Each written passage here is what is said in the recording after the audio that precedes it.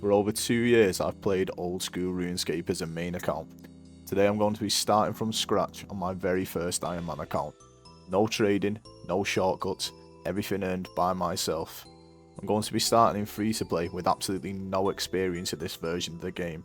And membership's going to stay locked until I've completed every free to play quest.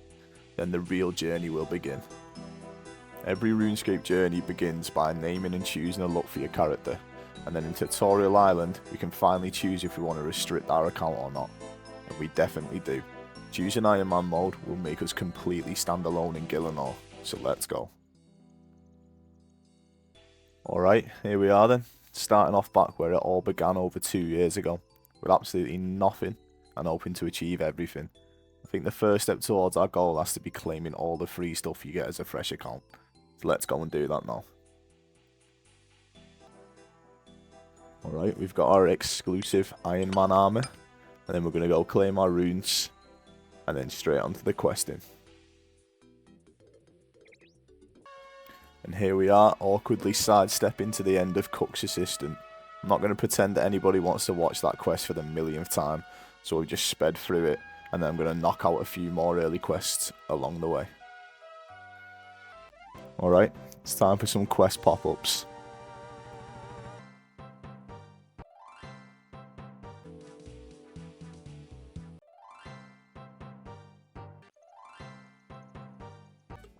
With a few quests complete and a tiny bit of starting GP, I headed over to Draenor, spent some of the GP on wines before making the classic starting journey to the stronghold of security. Finishing off with the stronghold, we get our 10k cash stack and a choice between 3 ugly boots that everyone seems to love for some reason. Hey, but it's a little upgrade for our boy though. Let's have a little look at him. Looking good. Now it's time for some incredibly exciting gameplay. I'm going to be slaughtering some chickens until my melee stats are at 10. And then I'm going to move on to cows. We'll watch all these huge levels come in, which ended off with about 10 attack, 10 defense, and 20 strength. I think there was a little combat level in there somewhere as well, but I don't think that was anything too important. And then we're straight back to the questing grind for another little montage of quests.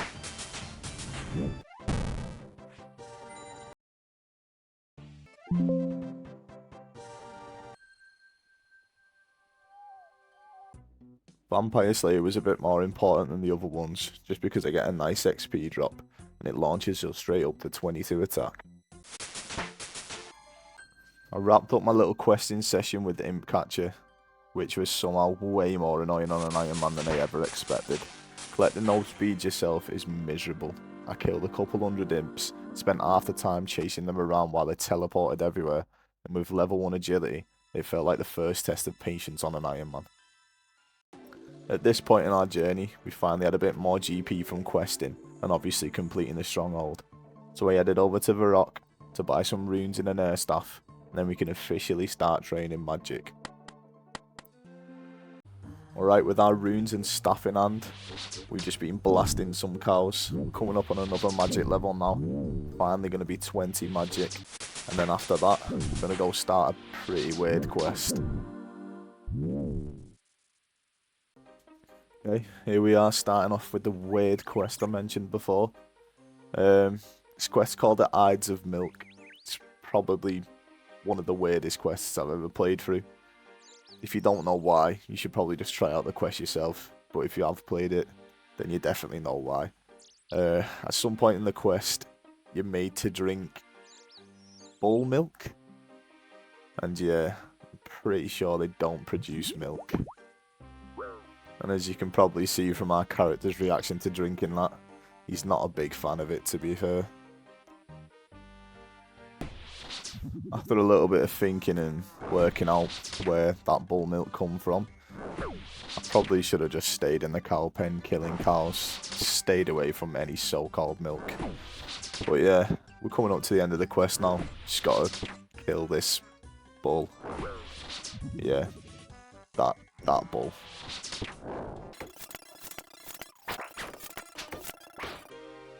Okay, we just need to finish talking to this absolute sicko who made us drink the milk.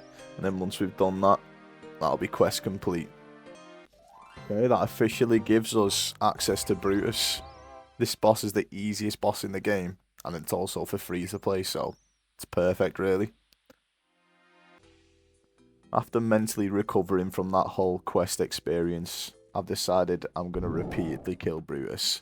Partly for revenge, but mainly because he actually gives boosted XP rates, and he has a chance to drop the Muleta. The Muleta is basically a free-to-play defender. It's not like a dragon defender, more like a bronze defender, but an upgrade's an upgrade, so we'll take what we can get.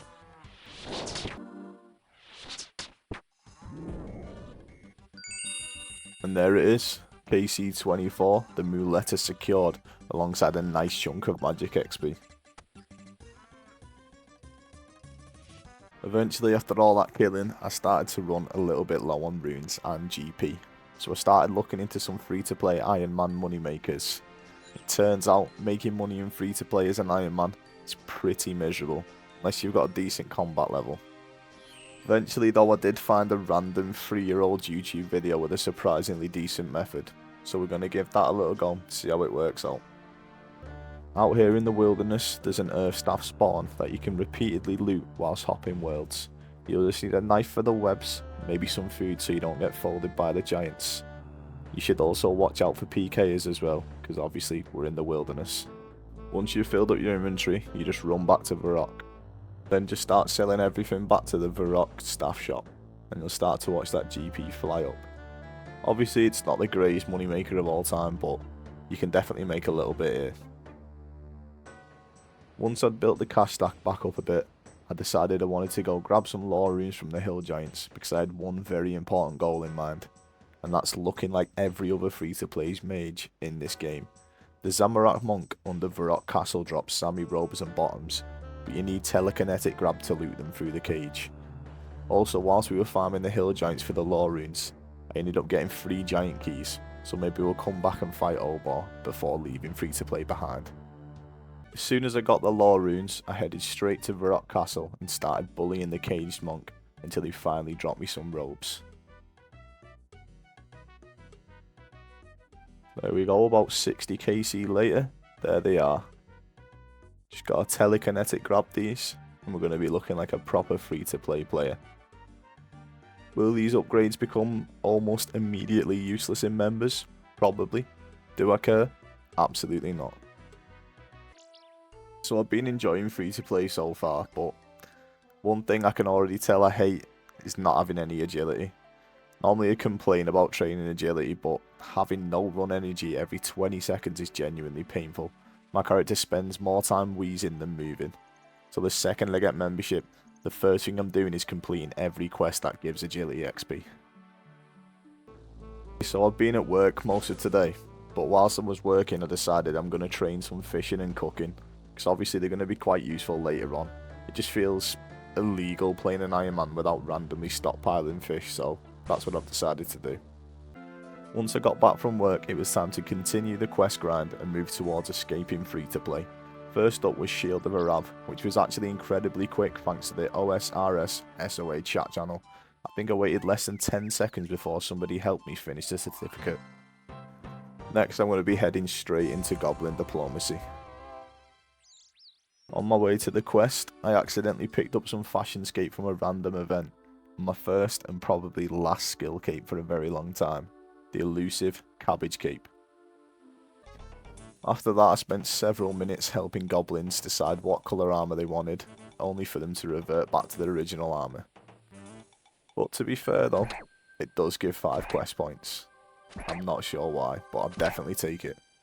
I actually think those goblins might have more brain cells than me though, as I jumped straight into Witch's Potion next. I stopped by Betty's shop in Port Surin to buy an Eye of New. While checking the price of a death rune, I didn't realise I still had my shop quantity set to buy 50 death runes from playing leagues on my main. One misclick later, and my entire cast out was gone. So yeah, that was great. Witch's Potion now completed, but at the cost of financial stability. At this point I was still tilted about the death rune incident, but the quest grind had to continue. So next up on the agenda, Black Knight's Fortress. Honestly, I really like the older quests with little cutscenes and dumb interactions. Throwing a cabbage into a cauldron just to sabotage an entire army is peak RuneScape logic.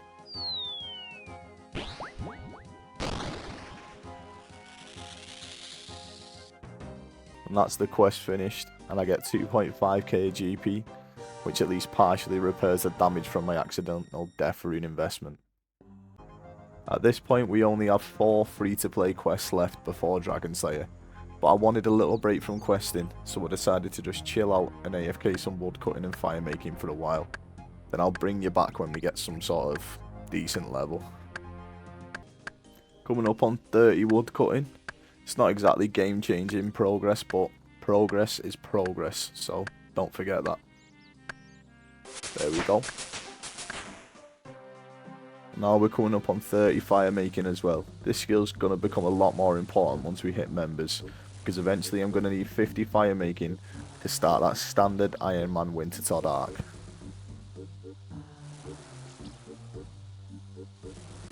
There it is, 30 fire making. Okay, before we jump back into the quest grind, I've decided I want to get my combat stats up a little bit more. So I'm heading back to Brutus with the goal of getting 30s in all melee stats. Mainly because the boosted XP is nice, but also because the bull bones give decent prayer XP.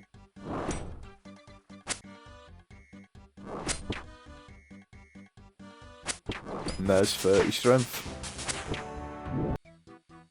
Shortly after, 30 attack. In between kills I've also been collecting all the stakes for cooking XP. They heal 9 hit points and even give a little strength boost, which honestly makes them pretty solid early game food. Whilst fighting Brutus I've been burying all the bull bones, and that's helped us to hit 25 prayer somewhere during the grind. Apparently though, I forgot to record it, so we're just going to skip past that. But we are coming up on 30 defense now, so that's not too bad. There we go, 30 defense done. Since I was already grinding combat, I decided I wanted 30 range too. It's been falling behind all my other skills and I think it's currently about level 15. The only problem is, I only have bronze and iron arrows, so this is going to turn into a very slow cow massacre. Here's a quick look at the bank as well. Yeah, it's horrific. No, I won't be organising it yet. Alright, after shooting arrows at cows for ages, we're coming up on 30 range. Finally. There we go, 30 range. It's definitely slower than I expected, but it was kind of relaxing just turning my brain off for a while. Now though, it is time to get back into questing. I'm going to be starting off with the Knight Sword, just because I want to see that juicy smithing XP drop. First I'm going to need a red berry pie, which members can just buy from the cooking guild, but because we're still trapped in free to play, I actually had to make it myself. Luckily though, most of the ingredients are just in the cooking guild, apart from the red berries, which you can just grab south of Varrock. And there we go, that's the red berry pie complete, nice and easy. Next up I need 2 iron bars. Luckily there's a spawn just northwest of Varrock's enclave, so we went there and grabbed them pretty quickly. It is in the wilderness, but it's literally about 10 steps from the enclave, so you should be fine if you're grabbing them yourself. Whilst I was doing the quest, I was also reminded that Thurgo, the guy you bring the pie, kinda looks like a melted jacket potato. Is a 10 out of 10 character design though. Alright, that jacket potato has made the sword for me, and we're coming up to the end of the quest now. Just gotta do that horrible free to play 0 agility walk, and then that'll be quest complete. We should get a lovely smithing drop. And there we go. That's straight up to 30 smithing. Definitely worth it. Alright, that 30 smithing is going to be definitely very useful later on. At this point though, we're down to the final few quests before Dragon Slayer, so we just started speeding through them. First on the agenda, Ernest the Chicken. We just had to sort out the professor's horrific science experiment and turn Ernest from a chicken back to a human. I don't actually have any idea why he was a chicken, because I just spacebarred the whole quest, to be honest, but yeah, we've saved him. And there you go, he's back to human. Don't thank me, honestly, it's fine. With only 2 quests left until we take on Dragon Slayer, it's starting to feel very real that we're going to be in membership soon. So, the next quest is Corsair Curse. I don't know how it's pronounced, but you know the quest. Okay, coming up to the end of the quest now. We just got to cave this guy's skull in.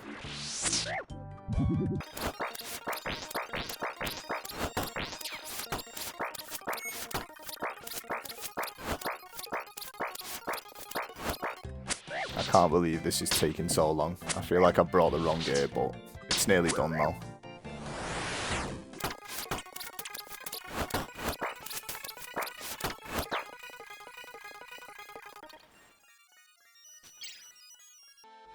Alright, after about a 10-minute fight with him, quest complete. 1 more quest left before Dragon Slayer.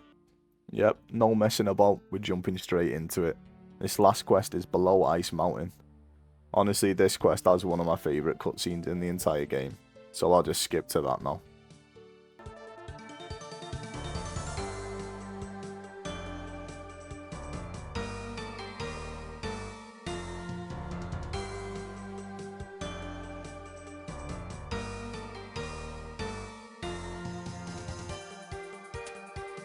It's that moment right there where she throws the ball.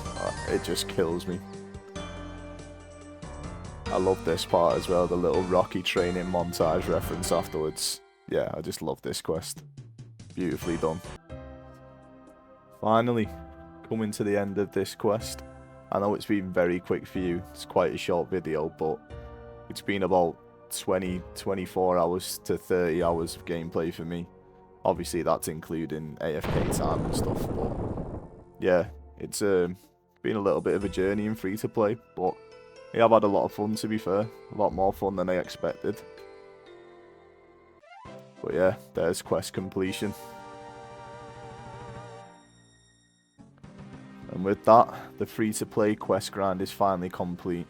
Well, almost. Only Dragon Slayer remains before we can leave free to play behind forever and finally start making some real progress on the account.